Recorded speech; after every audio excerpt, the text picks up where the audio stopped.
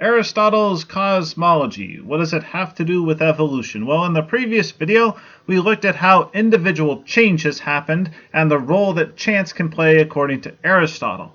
This video takes those results and tries to put it all together, starting by looking out the window and just looking at the world as we see it. And we keep seeing the same things over and over. Causes and effects, they exist. Causes and effects go together, they match up or fit somehow, and effects are contingent, whereas causes are not, or something like that. Alright, so where do we go next? But before we start, here's a fun fact. Many of the quotes in the last video came from this book, Metaphysics. Quotes from this video come mostly from the physics. Metaphysics means next to or after physics, so you see, we're going backwards. And this, I should say, barely scratches the surface of everything Aristotle did. We're not talking about his ethics or his politics. You should read his book on poetry. All we're saying is that Aristotle started with the world, and he noticed that some things are changing. Everything that changes, changes in time. Time is the key word here, so mark that. Everything that changes, changes in time. That which has changed must have been changing, and that which is changing must have changed. And a process of change is preceded by a completion of change, and a completion by a process. And we can never take any stage and say that that is absolutely the first. Yikes. Okay, so we know something about change. It means moving from potential to actual. We also know that any change can be thought of as a type of movement. And we like to keep these two inside a closed shell because, like this quote said, they go together. We can never take any stage and say that it was absolutely the first. Well, we talked about hitting the chisel. Did the matter come first or did the form? Well, in one sense, the form came first, and in another sense, the marble had to be there in order for you to hit it. In terms of the change, though, the thing happening in time, they have to go together. Otherwise, that arrow there, it would be pointing from nowhere to nowhere, and it wouldn't be an arrow in that case. So now, pop quiz. Can change be infinite? Well, think about that. No, it can't. A change means moving from a potential to an actual, from point A to point B, a starting point and an end point. Hear that, evolutionists? See, a definite starting point and a definite end point, and that is exactly what you guys say you don't see. So in a way, we could say that Aristotelians and evolutionists don't even agree on whether or not changes exist or what they are. Also, my point here is that it all comes down to definitions. In one view, you have a known endpoint. You have to have that known endpoint. And in the other view, you're branching out into the unknown. Different definitions. So a change cannot be infinitely big, but it can still be infinite. Infinitely small. Let us zoom in and break that change into smaller and smaller steps.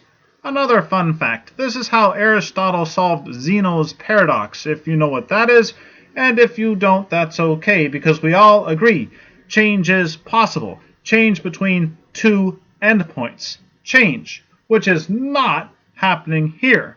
What's happening here? Nothing's happening. No motion. How long have they been like that? Well, I don't know. Is that a photo or a video? Well, I can't tell. They don't know what to do. Until they are pushed, they don't know if they should be falling to the right or to the left. Or maybe this is a pile of lumber. It's potentially a house. Potentially it could be a campfire. It could be either one. Potentially, what will it actually become? Don't ask the wood. The wood itself doesn't know. But from now on, for the sake of sanity, we'll try to stick with physical movement or locomotion because that's kind of easier to think about. Again, Aristotle doesn't just jump to the conclusion everything must have a cause. You'll hear both sides in the evolution debate throw away the claim, you're being dogmatic. No, you're being dogmatic. Well, everything must be designed. Everything must be random chance. Aristotle doesn't say either of those. Aristotle starts with things, and he notices that they either are or are not moving. And if the thing is moving, that motion came from either the thing itself or from something else. Common sense, that's our goal here. The goal also is to go from potential to actual. Or you could say the goal is to go from point A to point B. So here's a pop quiz. could one thing move another in an infinitely long chain. A chain with no set beginning and no set ending point. And this is good news because finally we're talking about the universe as a whole. Aristotle is not, of course, working in a vacuum. That was a little joke there. Did you get that? Aristotle is working with other scientific worldviews that are floating around in his time, and there were different ones to choose from, but many had this idea of some kind of matter bouncing around and interacting with itself according to chance and according to natural laws. These views had no design, just chaos pushing the matter apart and some sort of coordinating force drawing it together. People thought of it in different ways. And that, again, to the evolutionists might sound familiar. Anyway, could this kind of mosh pit go on forever? Well, that's a good question. Aristotle's answer had to do with something else common to all motion. All motion happens in time. I told you, time was the key thing in this video. Time cannot exist and is unthinkable apart from the moment. And the moment is a kind of middle point, united as it does in itself both a beginning and an end, a beginning of future time, an end of past time. Time and movement, or movement we could mean any change here, but time and movement go together. If this is movement, this is time. Time connects past and future. Elsewhere, Aristotle says time is not independent of movement and change. We apprehend time only when we have marked motion, marking it by before and after. Time is the number of movement. So time and motion go together. Remember, is that a video? Is it just a picture? Time and movement have to go together. Got it. That's Aristotle's view. Back to our question. Could this chain go on forever? Well, let's think again about causes. Maybe dominoes pushing each other. I hope you agree that if each collision in this sequence takes some time, and there are infinitely many collisions, then you'll never be able to get to the first one. And if that's hard to think about, here's an example I stole from Peter Kreeft. You request a book, an old book on Aristotle from your library. Well, we don't have it. We don't have it, but we can order it for you from a consortium. We'll send you an email. Okay, that's great. You get the email from the consortium. Well, they don't have the book either, but they can request it from a university in Europe. And then that university doesn't have it either, but they can request it from another university, and you start to scratch your head and you wonder, will this thing go on forever? But then you get your answer, because you get the book in the mail and it's got lots of different postage stickers on it. And you're not sure how long that chain ultimately was, but you know one thing, it wasn't infinite because you have the book. And this goes back to that joke I made in the earlier video, the first video, the one about the soup. If you waited long enough, dinosaurs are jumping out. The point here is that time, even infinite time, can't be a cause in itself. The book had to come from somewhere. Okay, an infinitely long chain of dominoes will not work. But what if all the motion happens simultaneously? Is that possible? Think of gears. An infinite line of gears all moving at once. Again, not unlike the mosh pit, with everyone bumping into everyone else all the time, or an ideal gas. Is Aristotle okay with that? No infinite mosh pits. But why? Since the motion of A, call that center gear there, call that gear A. Since the motion of A and that of each of the others are simultaneous, the whole motion must occupy the same time as the motion of A. But the time occupied by the motion of A is finite. Consequently, the motion will be infinite in a finite time, which is impossible. You cannot have infinite motion in a finite time.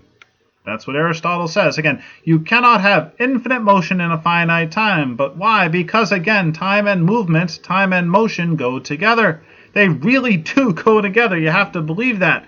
Do you see it? Well, maybe not. And you're thinking to yourself, well, listen, I'm an open-minded person. I could see this thing work, and I could see it happening. That gear in the center is turning a bit, and all the other ones are turning too, and I'm okay with that. But that is uniform motion. We're trying to talk about change here. Could you grab gear A as it's moving and switch it around to move the other way? Could you? You're not so sure now, are you? Think of it this way. Changes in the motion of gear A would have that information would have to be sent out infinitely far to the right and infinitely far to the left, and that message would have to get to infinitely far away instantaneously. Could that happen? Again, the claim here, Aristotle's claim, is that you cannot have infinite motion or infinite change in a finite time, meaning that the gears, like the dominoes, can't go on forever, and you probably see where we're going with this, the unmoved first mover. If everything that is in motion must be moved by something, either by something else or moved by itself, so if everything in motion has to be moved by something, and in the former case, the one where you're moved by something else, there must be a first mover that is not moved by anything else, that is moved by itself. The unmoved first mover. So that means Aristotle's universe had a beginning, right? Not so fast. And yeah, we're coming up to the point where St. Thomas Aquinas will use Aristotle's work as part of his 5 proofs, St. Thomas's 5 proofs that God exists, so that's true. But this is also the point where St. Thomas Aquinas and Aristotle disagree. And that is what the next video is about. I mention this because someone out there is thinking that I'm just using Aristotle as some sort of sneaky pagan stand-in for the Christian worldview, and yeah, maybe I'm kind of doing that a little bit, but I'm not saying that St. Thomas Aquinas and Aristotle agree, because they don't totally, except for where they do. Anyway, that's the next video. But remember, for right now, remember where we started. Causes and effects exist. They go together. And you cannot get an infinite effect from a finite cause. We're having fun with that third common sense idea there. And according to Aristotle, time and motion are friends, really good friends. So, it follows that there must always be time. Since the moment is both a beginning and an end, there must always be time on both sides of it. But if this is true of time, it is evident that it must also be true of motion, time being a kind of affection of motion. Common sense. If you had no marble slab, you could never have a statue. Take away the potential, and you take away the actual as well as the change. You could never hit anything if you didn't have a marble slab. Take away the before, and you take away the after, as well as taking away the time. That arrow can't just point from nowhere to nowhere. If it did, it's not an arrow. And again, this is a result. Time was the key thing. This is a result of time and change having that affection for one another. Time can never have a beginning or an end. QED.